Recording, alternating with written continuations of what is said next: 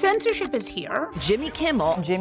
But doesn't look the way we thought it would. Off the air indefinitely. Government censorship is not really what we're seeing here. We're seeing a kind of corporate censorship. Jimmy Kimmel was suspended by ABC. They are firing or pausing programs that Donald Trump doesn't like. And already we are 2 late-night television hosts down.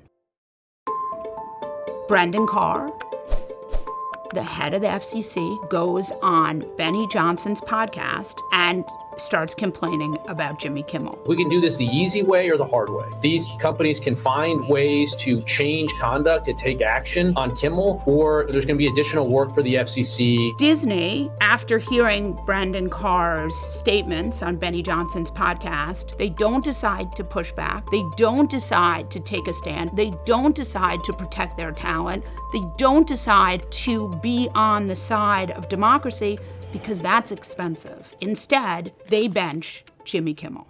So the question is, how did we get here? We have to look at Project 2025. There was a chapter called the Federal Communication Commission, and it was authored by Brendan Carr. He enacted some of this idea of the unitary executive theory. It takes away a lot of the checks and balances that the federal government has long had. That's what we're seeing here, is an FCC that pretty much serves at the pleasure of one person, and that person happens to be Donald Trump.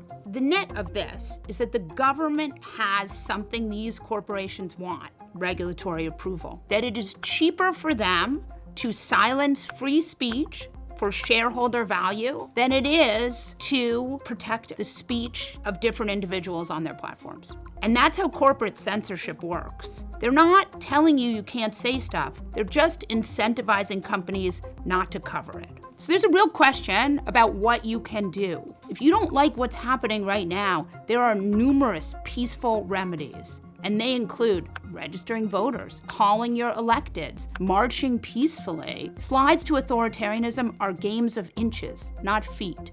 It stops when the American people say it's been enough.